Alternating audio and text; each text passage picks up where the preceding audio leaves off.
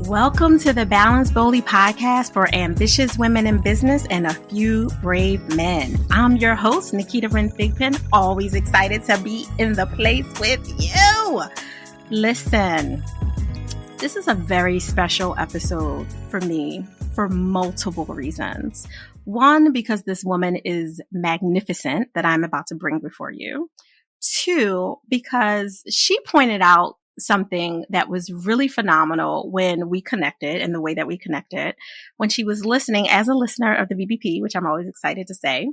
And she was listening to a very special episode with me and my dear sister friend and mentor, Bobby Fodish, who we always love at the Balance Boldly podcast. For many of you who have been listening to the show, you know, I'm always raving about the ridiculous awesomeness that Bobby is. And then I got to professionally stalk this woman that we're going to talk to today. Let me just say that I was beyond impressed. I want you to underline beyond for so many reasons. So many reasons. So Elena Daccus, she went from having personal mindset issues and limiting beliefs that many of us can relate to, being minimized by her peers, subjected to all kinds of things that happens when you work in male-dominated industries, to becoming one of the youngest and only females across the world's largest boardroom tables to hold her own. Elena bought and sold over 50 companies valued at $10 billion and beyond, beyond that. And she is now a highly sought after, high ticket sales expert.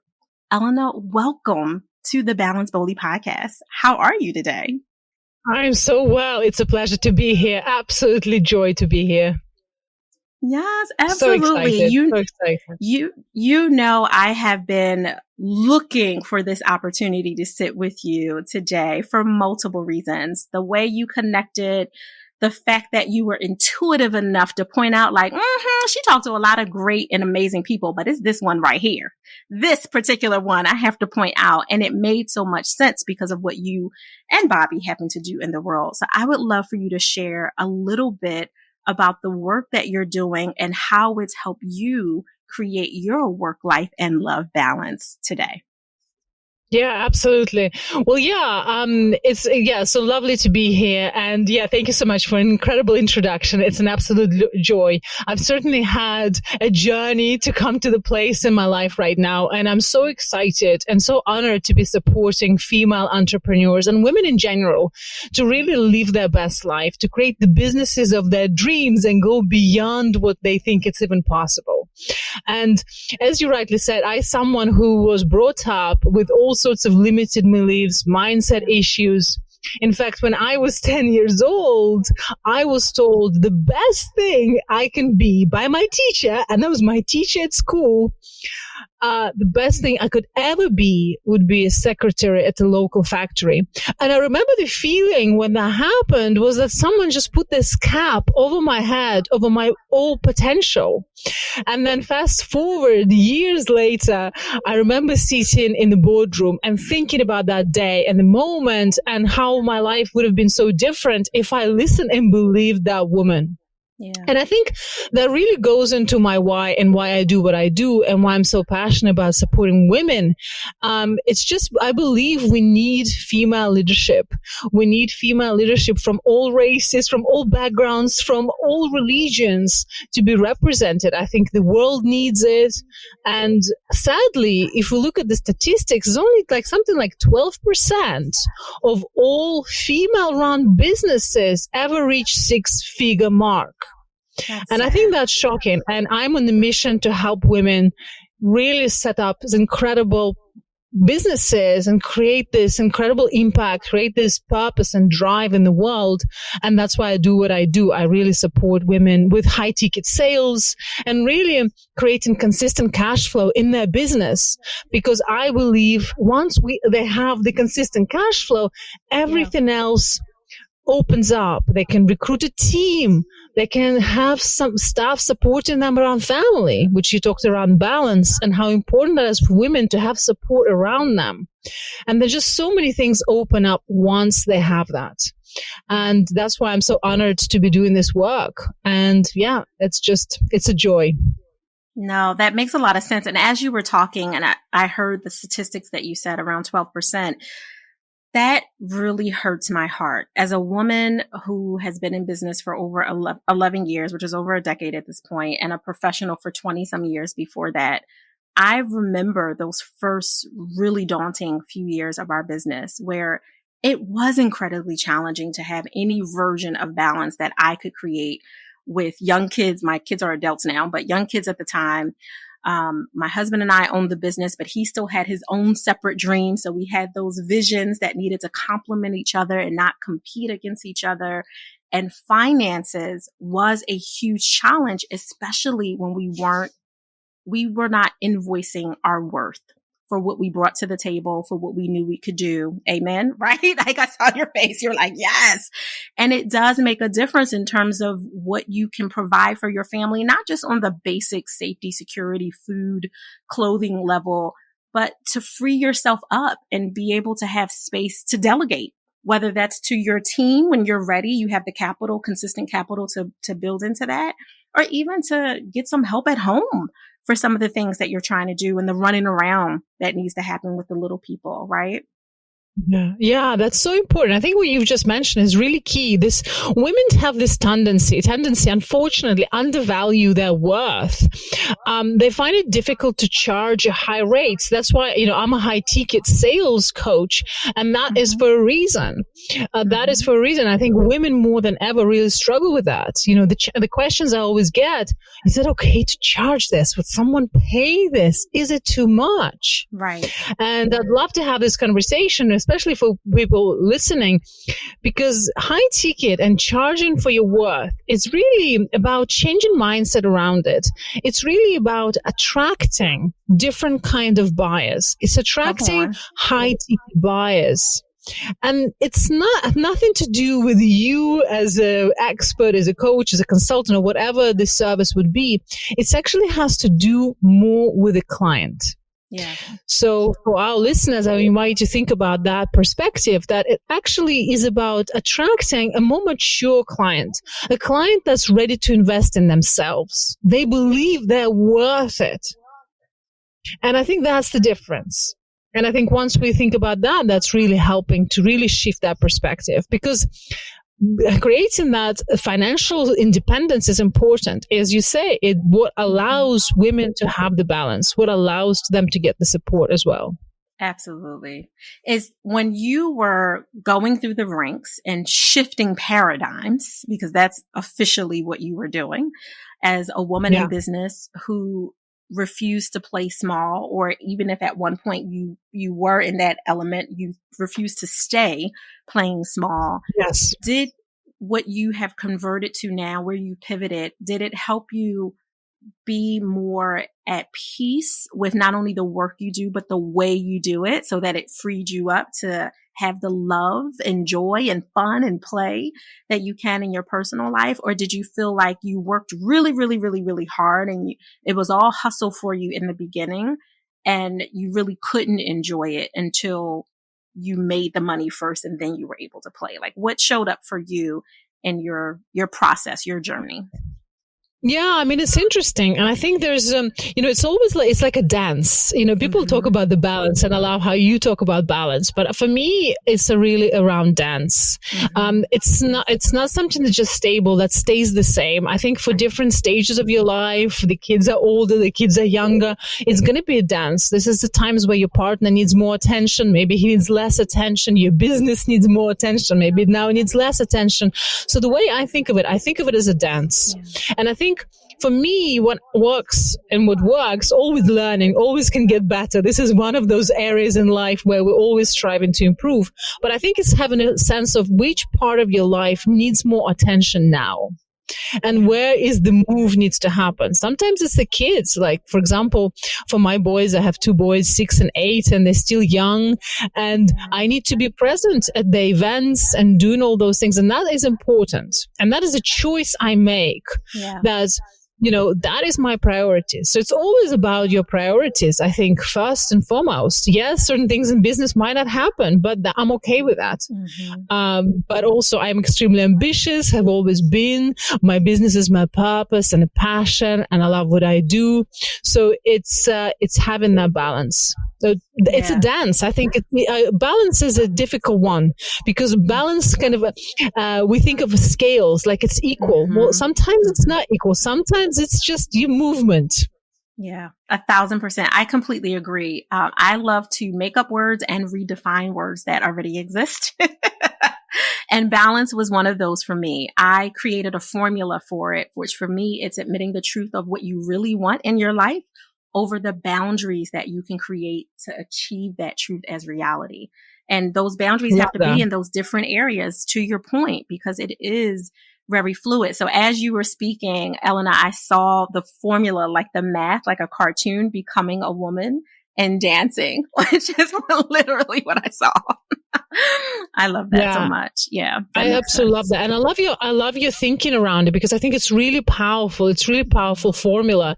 And I think the work that I do, especially with women, I think one of the balance and kind of asking different questions, not about can I work harder to make more money? Because the thing is, this is what we conditioned. You see, when we were growing up, and I think for all of us goes around the world, we've been taught work hard, you will be rewarded. It's people that work hard, get the money. Well, the truth is, if we think about, is that true? How many people do we know that work so hard, harder than all of us, and absolutely broke? So just the amount of effort, the hustle, has nothing to do with the financial reward. And how many examples do we know of people that hardly ever work and are multi-millionaires? Listen, you are preaching to the choir. I cannot express how much our business shifted when I stopped hustling inside of it. When about 9 years ago, I tried to do it in our first year, but I wasn't ready. I had the limiting beliefs that we were talking about earlier. My mindset wasn't conditioned to appreciate that I was ready and I didn't have to get ready, but I was still holding myself back. And then a few years later, so about 9 years ago, I started being very consistent with these 6-week sabbaticals that I call self-lovecation, that happen every year in the summer. And then at the end of the year, I do an 18 to 21 day winter solstice. So that's roughly 9 to 12 weeks a year, depending on how we shake it out around the holidays. And that, giving myself permission to play, to slow down, to rejuvenate, to be intentionally selfish, giving myself that, as well as any of the company members that we had on staff at the time, that same opportunity, it literally increased our business like 2.5 times in the beginning, and then even more as time went over, and we really immersed ourselves into the understanding that it's not about working harder. It's working smarter with your worthiness at the forefront of everything that you're doing. Right? I love that. I absolutely love that. And I think this is so powerful. I always say rest is work.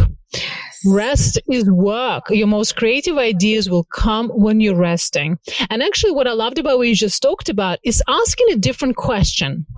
You see, powerful questions create powerful results. So one of the things that I work with women is I help them sell out their service in just one 45-minute presentation. And it really came from asking a different question. It came from a different question is, instead of hustling, instead of working all hours, instead of working as hard as you can, what if we can flip it on its head? Yeah. What if in just 1 hour, 1 hour, you can create powerful sales and actually reduce this hustle, reduce this effort, reduce this work? What that would look like? And this is really came from my mergers and acquisitions background, where I saw successful companies were doing that. And I remember first time I saw it, my mind was blown. Wow. I actually remember this day. It was a really kind of heavy period of my life. I was still breastfeeding. My kids were young. And I remember I'm in the toilet cubicle somewhere pumping breast milk. I haven't seen my baby for 6 months. And then on that day, I have to speak to a founder of this company. her name was Emily. And I remember trying to book a meeting with her midday. And her secretary goes, well, we're going to really struggle this week because Emily only works from 10 o'clock in the morning till 3 o'clock in the afternoon. She has 4 children and she does all the drop off and pick up herself. And outside of those boundaries, outside of those hours, you cannot have a meeting with her. Okay. And we were working on the divestment of her company. And I was like, this is unbelievable. At that stage, and this is a multi-million-dollar business, at that stage, I've never seen anything like it. And then going through, getting to know her, becoming really good friends, this is what she did. She used one powerful message, one powerful presentation, and then selling out her service. And then that allowed her asking a different question, how can I do this, creating a very different type of results. And yeah, it's amazing. That is amazing on multiple levels. The fact that she was able to be potent and more powerful in a concise amount of time, not only did it free her personally up from having to do all the, the time blocks that we're taught to do, right? A time block for sales, a time block for connection, a time block for service, like all the time blocks, but it allows her to really enjoy what she had put so much blood, sweat, and tears in the beginning before she got to that place of understanding that it didn't have to look like that behind the curtain of all the things. She didn't have to be the wizard with 8 arms sticking out to figure out how to manage all the pieces. Well, this is it. And it's asking if this is where I think is really powerful to ask a different question is, if you think about how to create sales, actually, most people, when they buy high ticket, especially, they have to have a life experience to hear someone speak, maybe on stage, maybe during the summit, maybe during a webinar, maybe during a challenge. You go through this life experience with a speaker, you're blown away by them. And this is what happens. They change your perspective. You're connected to their values, their energy. And then if they're able, which is what we teach in all our clients, if they're able to create this powerful demand and desire inside of the audience, that by the end of it, your audience feel like, oh my word, I need to be in this woman's world. I need to work with her. I need to buy her programs without her even selling or pitching anything. And that's the power. And the beauty of that is then people that come into your world for your business are people that are connected based on your story, on your values. And this becomes a really beautiful relationship that actually everyone who you work with, you really enjoy and love spending time with. Yes. Because you share something really important. You share connection based on values. And I think that's key. It is key. When you have clients that become your people, you love waking up to play with them, because I really do feel like no matter how challenging the layers and the minutia of your work is, it should still be play for you in your way. It makes a huge, huge difference. I work with power couples and married women entrepreneurs, and I have to tell you, I love waking up to play with my families. Like, it is amazing, from shaking maracas when they have an orgasm to being able to really enjoy the wonderful emotional intimacy that they've deepened and established at a new height. It is fun. Like, it brings my vibration up, which spills over to my husband, my kids, my grandkids, because I'm a grandmom now, like, and all the other places. Relationship intimacy 360 goes up for me because I enjoy the work. And it, to your point, it makes a huge, huge difference when you've attracted your people to you. That's right. Attracted your people. And it's so powerful. And how satisfying, fulfilling for you that you are truly living out your purpose. I mean, imagine the difference that you make in people's life. I mean, what is more important than relationship, the intimate relation? That's the foundation of our happiness. Together with work, together with passion. But that's such a powerful journey. And I mean, the impact and the imprint you're leaving on the world is frankly incredible. Yeah, thank you. And I couldn't even imagine doing it any other way. I don't even know why it took me so long to wake up to it, which is a whole nother. Mm-hmm. But it's powerful, isn't it? I think that's waking up. And I think a lot of probably people listening right now also thinking, what is my thing? What is my thing that will light me up to the core, that I feel like this is what I was put on this planet to do? And it is such a profound question to ask. And actually, the way I discovered it, it was interesting. I did this exercise, and for anyone listening, they might find this helpful, is I did this exercise where I have actually thought about my death. Out of all things. Yes. It's the 8 years old birthday. And I fast forward. What I imagine, what if I'm 8 years old today and I look back at my life and I look back and what is that I want that life to look like? And then the fear, my biggest fear in life is really then having two versions of my life. One version that took all the chances, went out, took all the risks, did everything that the life offered me. And then there's other version that played small, that played hidden, was afraid of judgment, was afraid of others. And really, for me, that was the turning point. And actually, what version do you want to live? Like, we're true creator of our lives, and this is one life we're living. Which one would we choose so that we can look back with pride, with joy, and a sense of fulfillment when we're 8 years old? No, I love that. And I do a similar exercise with our power couples. You and I will talk about it offline. But I'm curious. So something that comes up a lot when we talk about the ambitious women in business and those few brave men that are listening to us right now, and some of the challenges, especially if they have a premium or luxury level service or product where they could absolutely request an investment that's high ticket or above. The challenge typically is at the forefront, it's supposed to be something as simple, let's just say, as a powerful and potent 45-minute conversation that sells the service or product. But then behind the scenes, they feel like, oh, but that's where I get duped because of other coaching programs or incubators or whatever that I've joined, where they're like, yeah, this is what you do on the front end, but we need 55 pieces of content and 100 email sequences and, 1,000 phone calls for whatever, like all these additional layers that pulls them into a free state of analysis paralysis where they're like, oh, see, I can't do this. This throws my balance off again. It's no way. It can't possibly, right? Like we get in our heads, it can't possibly be this simple. And I know that you get this question from prospects who haven't come into your magical world yet. How does your company handle that? Well, what I believe in, and I believe your business needs to be very simple. And it's key. I think simplicity is really underrated. And we look for complexity. We want it to be complex. We want it to be difficult. And I think part of that comes from this belief that we talked about earlier, is that we kind of subconsciously, we expect it to be difficult. Well, it must be difficult for us to make a lot of money.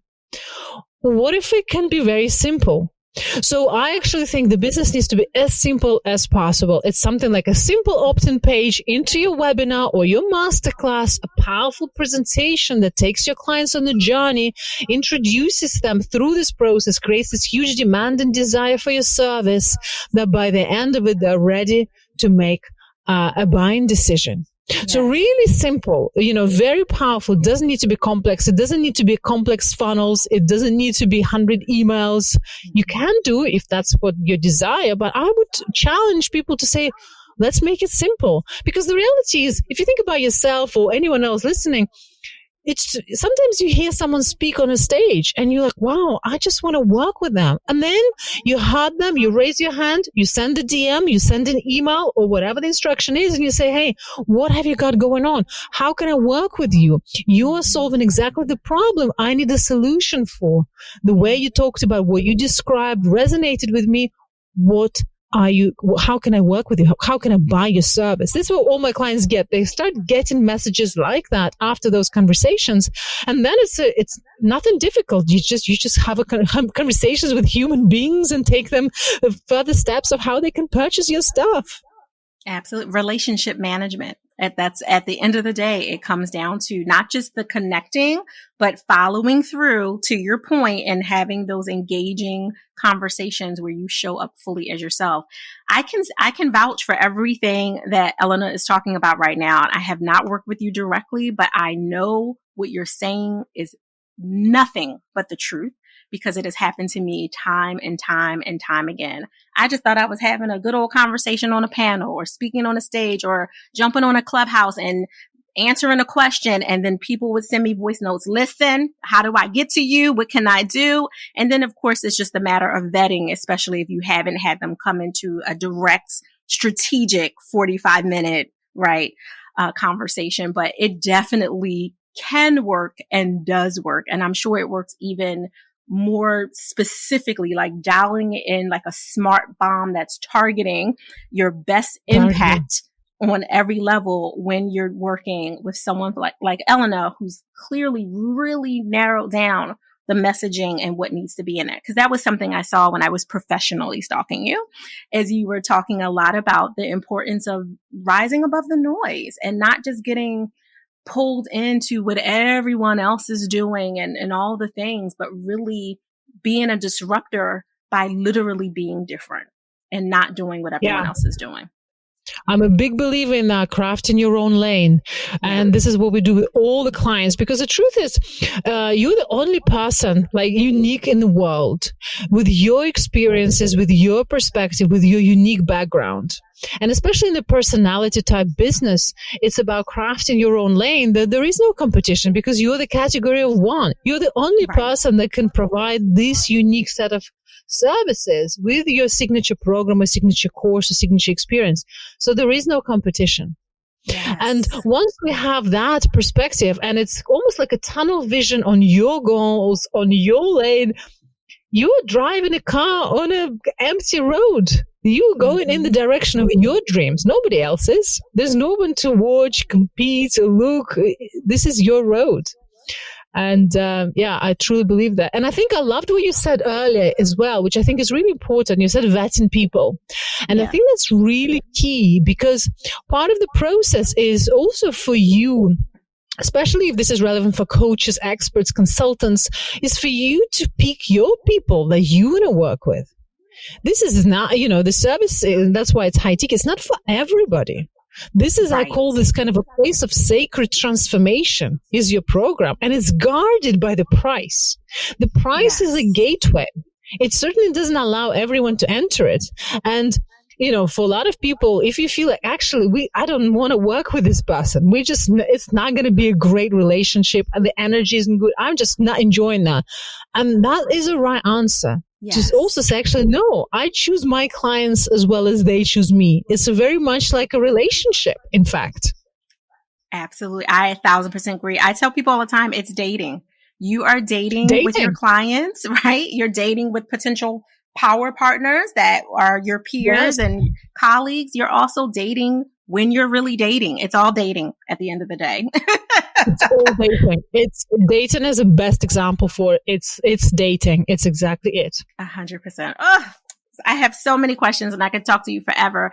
And I know it's really important for everyone listening to get an idea of what a woman like you, who sat at the world's largest tables and done all of the dealings you've done and still showing up every day to impact and leave imprints in this world. How are you giving yourself permission to pause? Yes. Well, as I say, I see rest as work. So rest is really important, because I know one thing. If I'm not feeling my best, if I'm not feeling rested, rejuvenated, and I'm not feeling great, I cannot be a good mother, I cannot be a good wife, and I cannot be a good CEO. It just does not happen. My energy is my most important priority. My well-being actually is my number one priority, probably even higher than the kids, because I know I have to put an oxygen mask on myself first before I can put it on my children. And I've certainly learned that the hard way, because I've been at the stage where I was burnt out doing everything for other people, and it's just meant that I was just really not the best version of myself. So my well-being is a priority. I meditate every day. I exercise every day. I go to sauna every day before bed. Nice. And that's my self-care routine. That's just non-negotiable. And I know that's like my health optimization in general is really important to me. I'm someone that love yoga. I love retreats. I love supplements. And my mental well-being, pausing, sitting in silence is really key. And I know I have a better day, I have a better week, I have a better life. It just, if I do those things. Yeah, 100%. You are definitely speaking to someone who resonates very high with that. I literally teach everyone to be intentionally selfish so they can create that spaciousness, fill up themselves, work on themselves, do their own personal transformation so it spills over into every other area in their life, from the bedroom all the way to the boardroom. So I'm with you. And I think that's really important. I think especially for relationships. And actually, it's one of those things I realize that is, in a way, you have to love yourself first fully and get to know yourself. And that's been for me a journey, over 20-year journey. I was someone who, I was interested in the mid-20s. I had all sorts of panic attacks, anxiety. And when I started working with a mindset coach, and I had just trying to get, why is that happening with me? Why am I so anxious? Why do I have panic attacks? Yeah. And I remember she asked me this question. She said, well, how do you feel? And it might be mind-boggling for some, but for me, I didn't know how to answer it because I've never really asked that question to myself. I really lived until my mid-20s not being aware of my internal world. And I think this is just what happens. We leave other people's expectations, other people expect what we need to think about. So for me, it was a journey getting to know myself. Who am I? What do I love? Why do I love me? And building that love with myself first. Because when you can love and be fully complete and fulfilled in your own being, I think you can be a much better partner. And even in the relationship and as a married woman, I think it's our responsibility to make ourselves happy first. Yes. When our happiness depends on other people fulfilling us, I feel like that's a dangerous place to be because it is not their responsibility. It's not my husband's responsibility to make me happy. That's right. I need to be, it's my responsibility to articulate my needs and in a way articulate that clearly, calmly, and have the conversation. But it's not his responsibility to make me happy. I can't agree with you more. You're 100% spot on. It is literally a recipe for resentment, which creates a whole ripple, right, of so many other issues that absolutely will impact you if you happen to be a ambitious woman who's running her own business, or even if you're an ambitious woman who's a part of a conglomerate that you're helping to grow, that's someone else's business. It does impact you in every area. 1,000%. Oh, Elena, how can people connect with you and get more because they are captivated and pulled in by you being able to serve them well into the next level and version of themselves? Yes. Well, I have a podcast, Bossy Heels by Elena Daccus. So we publish episodes every week and subscribe to it. It feels like a private coaching sessions. I sometimes share more on my podcast than I share with my family and my husband. So it feels really always intimate. And of course, on Instagram at Bossy Heels Club, we share lots of valuable insights. I go live. I love to hang out there and connect with people in the DMs.